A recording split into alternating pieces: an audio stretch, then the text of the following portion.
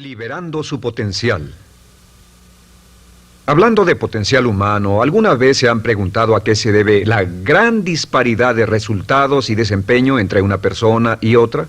Una persona que percibe $250,000 anuales no es 10 veces más astuta ni mejor que una persona que percibe $25,000 anuales. ¿Por qué la diferencia de 10 veces sus ingresos? Y si tomamos a una persona que percibe $2,5 millones al año, ¿será esa persona 100 veces mejor, más astuta que la persona que gana $250,000? Imposible. En un estudio reciente de coeficiente intelectual probaron a 1,000 personas de una cierta población y llegaron a la conclusión de que la mejor persona entre los 1,000 solo era 2,5 veces más astuta que la persona de menor coeficiente intelectual. Solo 2,5 veces la disparidad, y tal vez eso sea con toda la población. ¿A qué supone que se debe la diferencia? Al hablar de potencial humano, llegamos a una fórmula que deduje hace algunos años. Tal vez eso lo explique un poco. La fórmula comienza con lo que llamamos AI.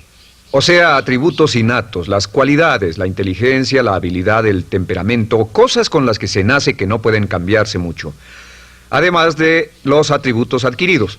Estos atributos son muy importantes, son su educación, su capacitación, sus capacidades, su experiencia, conocimiento, sabiduría, etc., multiplicado por A, que es su actitud, es igual al potencial humano individual, o al desempeño humano individual o resultados individuales humanos.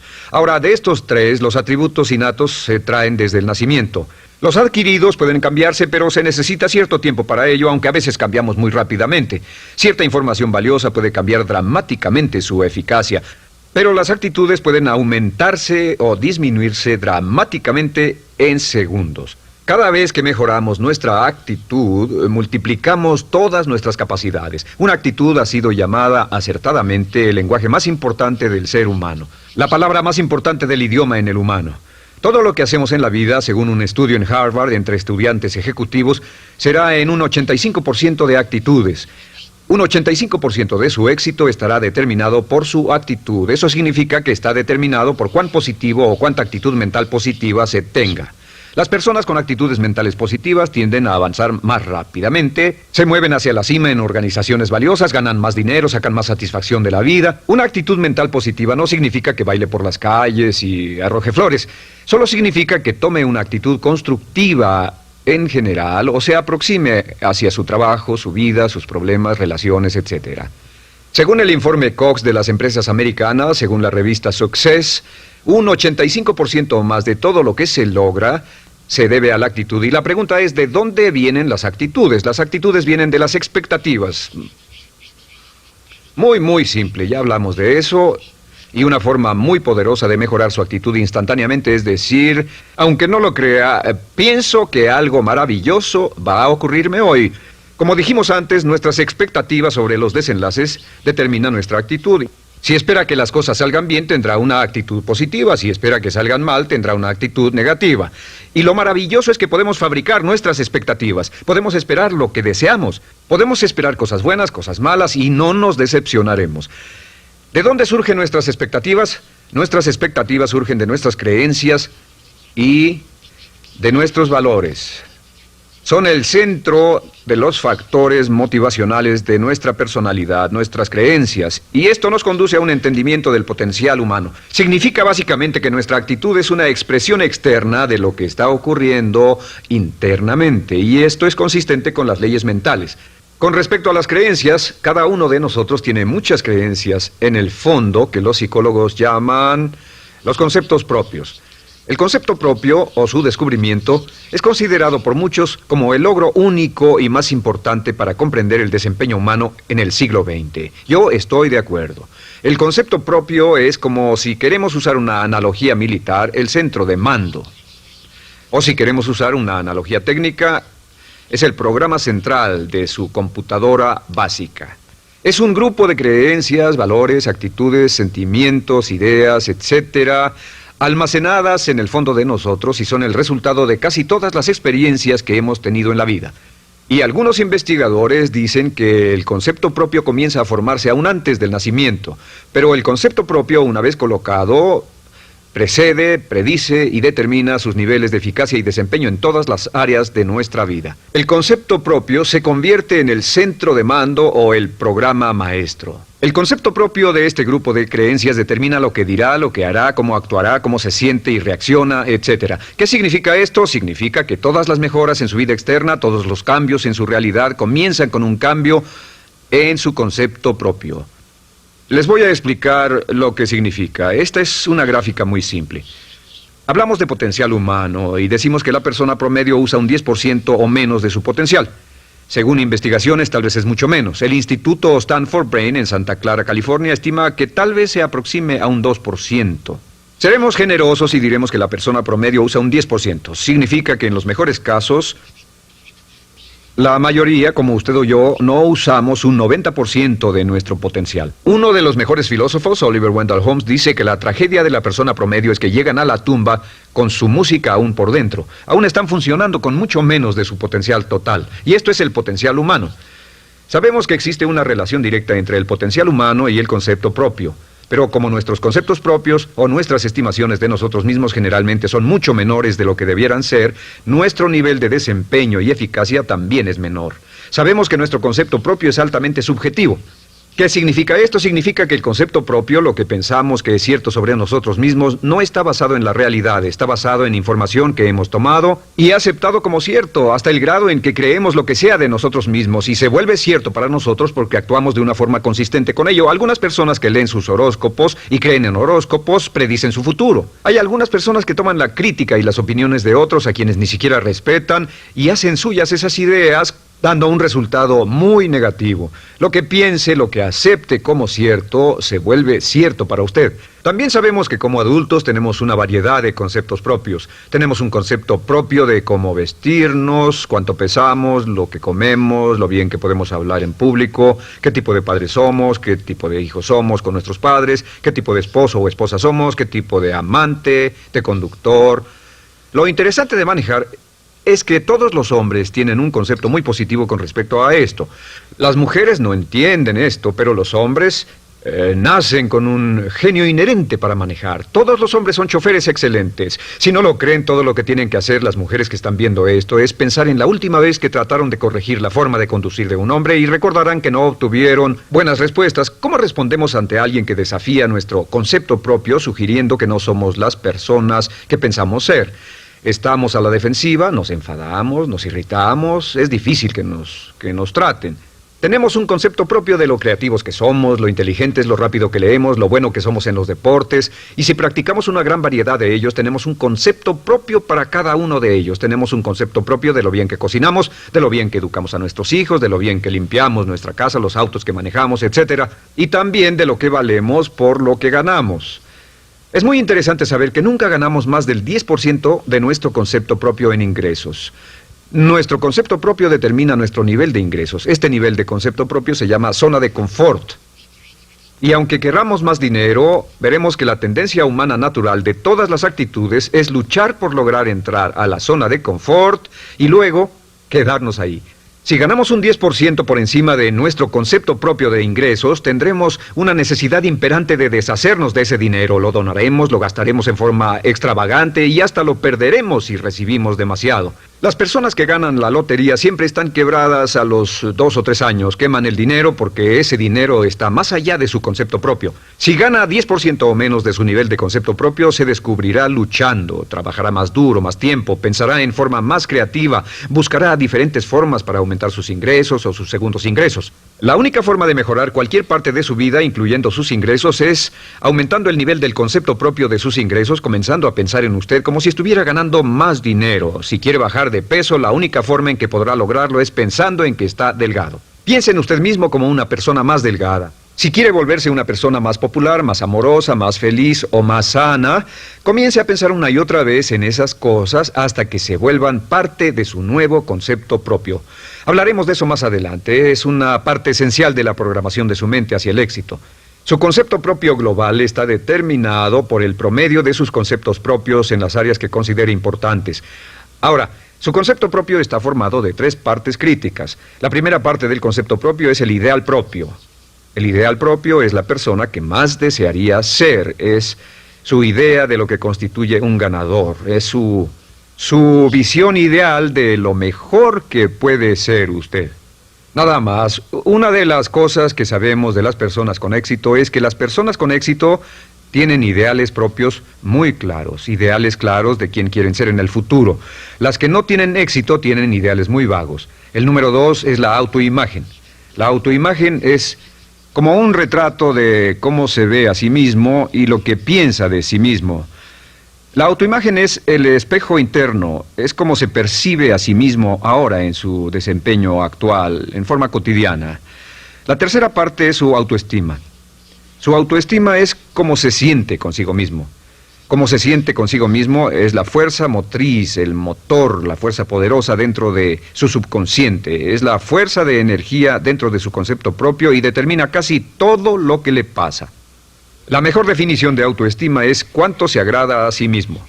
Cuánto se agrada a sí mismo como esposo, cuánto se agrada a sí mismo como empleado, cuánto se agrada a sí mismo como jefe, como inversionista, como orador profesional, como atleta, etcétera. Según se agrade a sí mismo, su nivel de autoestima, su sentimiento emocional global respecto a cualquier área de su vida, determina su desempeño y su eficacia en dicha área.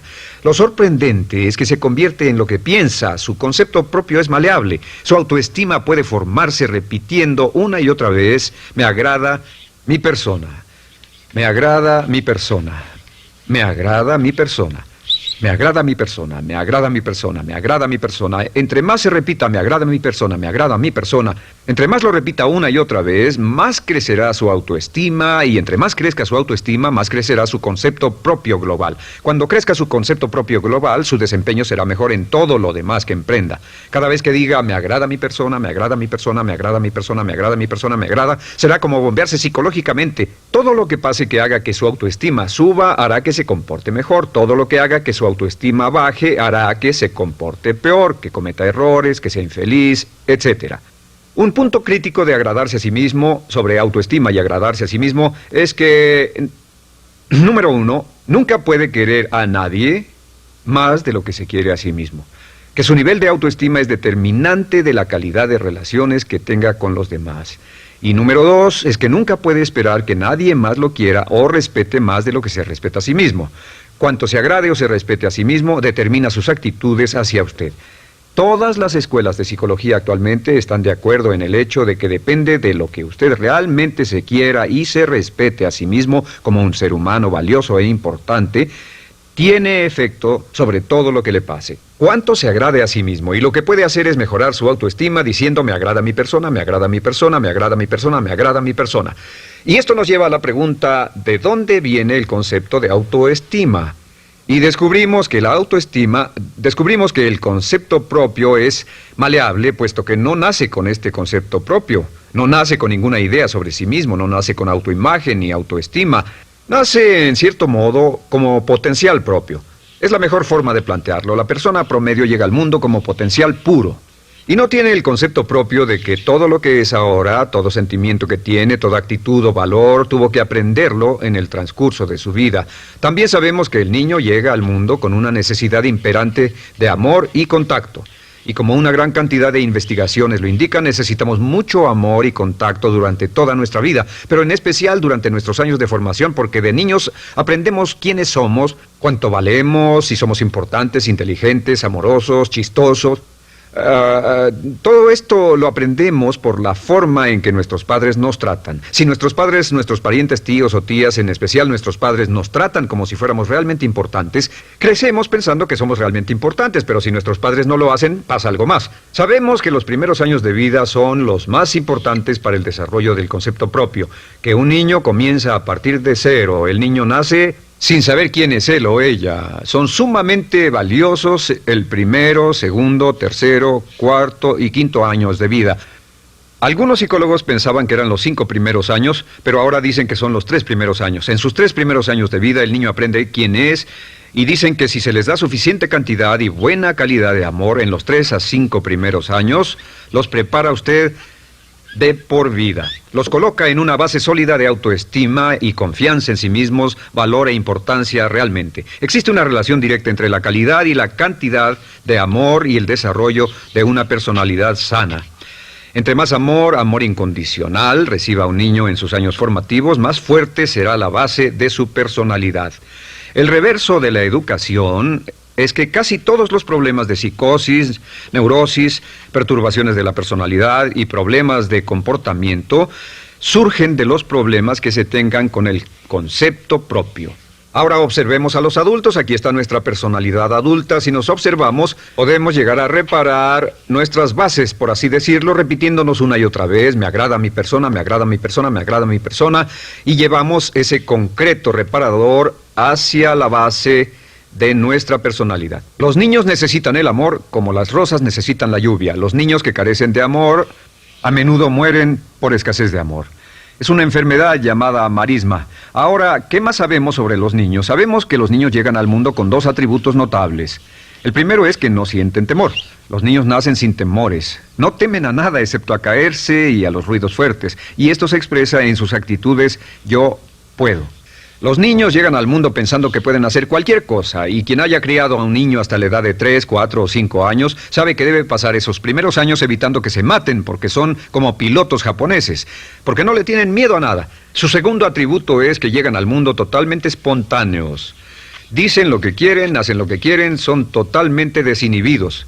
Totalmente. Ellos no temen hacer nada de lo que desean, y esto se expresa en su actitud: no quiero. No tengo que hacerlo. Si ha tratado de controlar a un niño, lo habrá visto. Lo primero que dicen cuando comienza a darle órdenes, lo primero que aprenden es: no tengo que hacerlo. Claro, a veces cambiamos sus mentes de una u otra forma, pero estos son los dos atributos con los que los niños llegan al mundo. Llegan al mundo sin temores y desinhibidos. ¿Qué significa esto? Significa que nuestro derecho innato natural es no ser temerosos y ser desinhibidos. Y solo cuando podemos crear la misma situación en nuestra vida adulta, cuando no tememos y somos desinhibidos, nos sentimos a gusto con nosotros mismos. Las mejores organizaciones, las mejores compañías son las que crean un ambiente donde nos sentimos sin temores y sin reservas para ser nosotros mismos y para hacer lo mejor de nosotros. Al crecer descubrimos que los niños aprenden de dos maneras. La primera es por imitación. Imitan a uno o a ambos padres, en especial al padre dominante. Algunas veces el padre dominante cambiará cuando crezca el niño, y a veces los niños imitan al padre, a veces a la madre, pero aprenden por imitación. Muchas características y hábitos que tenemos como adultos los aprendimos de nuestros padres. ¿Alguna vez ha tenido la oportunidad, ha tenido la ocasión de gritarle o reñirle a uno de sus hijos? Verá que le dice las mismas cosas que le dijo su padre a usted cuando era niño. Así que imitamos. A veces imitamos su caminar, a veces su forma de hablar, a veces imitamos sus valores, sus creencias, etcétera, aunque esos valores y esas creencias no tengan ningún valor. ¿Por qué? Porque nuestros padres eran así cuando nosotros éramos niños. La segunda forma en que aprendemos es pasando de la incomodidad, lo que no se siente bien, hacia la comodidad. Freud llamó a esto el principio del placer. O sea que nos movemos hacia aquello que nos hace sentir cómodos, lo que nos da placer, lo que nos hace sentir bien con nosotros. Nos movemos de la incomodidad hacia la comodidad. Así es como aprendemos a no mojar el pañal, por ejemplo. Sabemos que no es agradable caminar con popó o pipí en nuestros pañales. Vemos lo que hacen nuestros padres, vemos lo que nuestros parientes hacen y decimos: estas personas no hacen lo que yo. Así aprendemos a caminar y lo demás. Así que de la incomodidad hacia la comodidad. Durante toda nuestra vida, por cierto, así es como aprendemos. Imitamos leyendo lo que otras personas hacen, estudiando libros y en el trabajo, imitamos cuando vamos a la escuela, y hacemos lo que nos da resultados positivos, lo que nos da refuerzos positivos, y hacemos cada vez menos las cosas que nos causan incomodidad o dolor. Ahora, muy temprano en la vida, como equivocación o como resultado de una equivocación que los padres cometen en la crianza, los niños comienzan a aprender hábitos y patrones negativos. Los patrones y hábitos negativos tienen sus raíces principalmente en la crítica destructiva. La crítica destructiva comienza muy temprano en la vida, a veces en los primeros meses. Y la crítica destructiva la usan los padres para dirigir y controlar a sus hijos. Desafortunadamente, tiene un efecto muy peligroso y dañino sobre nosotros, ya que la crítica destructiva tiende a minar la integridad de la personalidad del niño. Muchos de nosotros, incluyéndome a mí y a muchos de ustedes, nos hemos visto minados y heridos por la crítica destructiva más que todas las guerras en la historia. Ahora, como resultado de la crítica destructiva, comenzamos a desarrollar hábitos y patrones negativos. Los patrones de hábitos negativos son respuestas condicionadas hacia los estímulos. Los patrones de hábitos negativos se desarrollan en los inicios de la vida. Se desarrollan como resultado de una repetición del temor y el dolor una y otra vez. Se desarrollan como resultado de la crítica destructiva, el castigo físico, etc. En los inicios de la vida comenzamos a desarrollar dos manifestaciones que nos persiguen durante toda nuestra vida y más que ninguna otra cosa inhiben nuestro potencial. La primera es la llamada patrón de hábito negativo inhibido. El patrón de hábito negativo inhibido se aprende cuando al niño le dicen una y otra vez no. Aléjate de ahí, no toques eso, y se le castiga. Cuando el niño intenta algo nuevo, o se involucra con algo, o huele algo, o derrama algo, o rompe algo accidentalmente, el padre estalla y se enfada mucho. Como ven, el niño está impulsado por la curiosidad insaciable de explorar su mundo. Y lo que pasa es que cuando lo explora o se interesa y echa a perder algo, si el padre reacciona golpeando al niño, el niño comienza a pensar cada vez que intento algo nuevo, cada vez que intento algo diferente, cada vez que voy más allá de mis límites, cada vez que me salgo de mi zona de comodidad, cada vez que no juego sanamente, me golpean, me castigan, me lastiman, me envían a mi alcoba y me siento mal. Y muy pronto el niño desarrolla el sentimiento de no puedo, no puedo. No puedo. Cada vez que trato algo diferente, me castigan. No puedo, no puedo, no puedo. Es como la respuesta de Pavlov. Pavlov sonaba la campana y le daba de comer a un perro, y el perro salivaba, y Pavlov alimentaba al perro. Mientras sonaba la campana, el perro salivaba y siguió haciendo eso, y después Pavlov solo sonaba la campana y el perro salivaba. Lo que pasa en la vida adulta es que esto crea lo que llamamos temor al fracaso. El temor al fracaso es una respuesta condicionada a un proceso de crítica destructiva que ocurre en los primeros 5 o 6 años de la vida. El temor al fracaso automáticamente nos activa, nos sentimos ansiosos, tensos, intranquilos, sentimos presiones y estrés en nuestro plexo solar, sentimos ganas de retirarnos del evento, y el temor al fracaso es la razón principal por los fracasos en la vida adulta. Es la razón principal por la que evitamos cumplir plenamente nuestro potencial. De hecho, todos los patrones de hábitos negativos se experimentan en el cuerpo físico. Puedes saber cuál es un patrón de hábito negativo porque se siente en el cuerpo físico, precisamente. El patrón de hábito negativo inhibido, el temor al fracaso, el no puedo, ocurre primero que todo en el plexo solar. ¿Ha tenido la ocasión donde debe hablar frente a un grupo, debe ir a una revisión de su desempeño o debe hacer una llamada determinante? Primero su plexo solar se aprieta. Si el temor continúa, su respiración se acelera. Su corazón comienza a latir apresuradamente, su frecuencia respiratoria aumenta y le duele la cabeza como migraña en la parte frontal, su garganta se le cierra y no puede hablar y se le seca la boca por completo, y como se pone tan tenso y asustado, va corriendo al baño. Estas son todas las manifestaciones. No hay peligro físico, pero sí peligro psicológico, una respuesta condicionada. Cuando sentimos estas cosas, la tendencia es retirarse de la situación que las ocasiona, y es la razón por la que no logramos mucho si retrocedemos. Es muy importante. El segundo patrón de hábitos negativos es el compulsivo.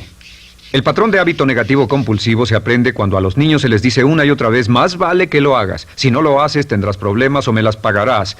A los niños se les convierte en recipientes del amor condicionado. Los padres no intentan hacer esto, pero lo que hacen es sugerirle al niño: no te amo, por lo tanto no estás a salvo, a menos y hasta que hagas lo que yo quiero. El niño crece sintiendo: tengo que hacer lo que quiera mi mamá. Debo complacerla, debo complacer a papá, debo complacer a los demás, debo complacer a mis parientes, y a veces debo complacer a mis semejantes, debo complacer a mis maestros, debo complacer a todo el mundo, y crecen con esto: debo. No puedo hacer lo que quiero hacer, debo hacer lo que complace a las demás personas. Este patrón de hábito negativo muy temprano en la vida se traduce en el temor al rechazo. El temor al rechazo lo experimentan los hombres como adultos como un comportamiento tipo A. Hablaremos del comportamiento tipo A posteriormente. El comportamiento tipo A es una necesidad compulsiva o excesivamente compulsiva de complacer de algún modo a alguien sin normas de comportamiento, prácticamente sin pensarlo. El temor al rechazo nos impulsa, nos hace muy sensibles a las necesidades de los demás. Hacemos cosas que otras personas quieren, no hacemos lo que nosotros queremos. Siempre estamos tratando de complacer a los demás. Tenemos preocupaciones o nos importan las opiniones, sentimientos y actitudes de otros hasta el punto donde ocultamos nuestras necesidades. El temor al rechazo se siente en la columna del cuerpo. Se divide el cuerpo a la mitad y se siente hacia abajo en la mitad posterior del cuerpo. El primer lugar donde comienza a sentirse el temor al rechazo es generalmente en los hombros y el cuello. Nos sentimos entumidos, duros, tensos. Cuando tenemos mucho que hacer sentiremos un estrés tremendo en la columna. Los músculos se estiran en la parte posterior. A veces se manifestará como flebitis y venas varicosas y a menudo nos darán dolores de cabeza en la parte posterior de esta porque las arterias carótidas que llevan la sangre hasta la cabeza, los músculos a su alrededor se contraen y la cantidad de sangre que fluye hacia la cabeza fluye más lentamente y se siente un terrible dolor de cabeza en la parte posterior. Estos dos temores, los patrones de hábitos negativos compulsivos, el compulsivo y el inhibitorio, son resultado de la crítica destructiva, el gran destructor de la personalidad que nos persigue durante toda la vida. Y lo maravilloso de todo esto es que como son patrones de hábitos aprendidos, podemos olvidarlos. Podemos acabar con el temor al fracaso que nos detiene. Podemos acabar con el temor al rechazo que hace que hagamos cosas que complacen a los demás en vez de complacernos a nosotros, trabajando con nuestra propia autoestima. Porque existe una relación inversa entre la autoestima y el patrón de hábitos negativos. Porque entre más se agrade a sí mismo, menos teme al fracaso. Entre más se agrade a sí mismo, menos teme al rechazo. Entre más se agrade a sí mismo, menos temerá a cualquier cosa. Y si sigue repitiendo, me agrada mi persona, me agrada mi persona, me agrada mi persona una y otra vez, si sigue diciendo esto, con el tiempo su autoestima sube más y más y más y más y sus temores desde luego bajan. Cuando su autoestima sube, sus temores van en dirección opuesta. Ahora, ¿cómo enfrentar la crítica destructiva si debe criticar a otras personas?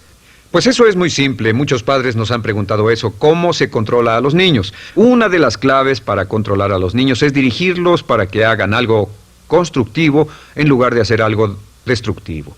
Otra cosa que debe recordarse es que lo que quiere hacer es que quiere dar una crítica informativa, crítica constructiva, lo que significa que se les dice a los niños lo que pueden hacer o a los adultos lo que pueden hacer mejor. Todo el propósito de dar retroalimentación de cualquier tipo es mejorar el desempeño.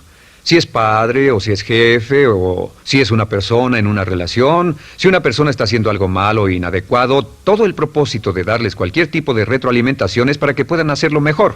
Sin embargo, existe una relación directa entre la autoestima y la crítica destructiva. Cada vez que se critica a una persona, su autoestima baja. Y cada vez que su autoestima baja, su habilidad para desempeñarse baja. Si critica a una persona en forma destructiva demasiado tiempo, llegará a un punto donde no intentarán nada. Se convierte en lo que llamamos hipersensible. Un adulto hipersensible es aquel que no puede aceptar críticas de nadie. Un adulto hipersensible es una persona que está muy tensa, ansiosa, si siquiera sugiere que no está haciendo lo correcto. Si trata con un adulto hipersensible, la clave es sentarlo y recordar 4 cosas. Número 1, comenzar con alabanzas. Número 2, proteja la autoestima de la persona a toda costa. Número 3, discuta el desempeño y no a la persona. Hable del comportamiento más que de la persona. Y número 4 es enfocarse hacia el futuro en vez de en el pasado. Enfóquese hacia lo que va a hacerse en forma diferente en el futuro en vez de lo que pasó en el pasado. ¿Por qué? Una razón muy simple, porque una persona no puede controlar el pasado. Al no poder controlar el pasado, cualquier crítica de lo que han hecho en el pasado les da un estrés tremendo y frustración. Así que, en resumen, la clave del éxito en la vida es una actitud mental positiva. Una actitud mental positiva se basa en expectativas de éxito, de una serie de expectativas positivas.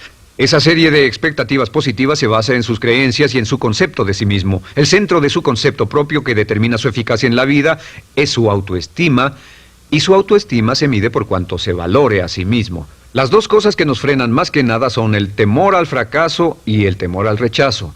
Y uno de nuestros secretos centrales de éxito es este: Conviértase en un organismo generador de autoestima perpetua. Haga continuamente cosas para usted mismo, hacia sí mismo en su vida, que hagan que se agrade a sí mismo, que se ame, que se acepte, que se respete, que hagan que se sienta fantástico con usted mismo.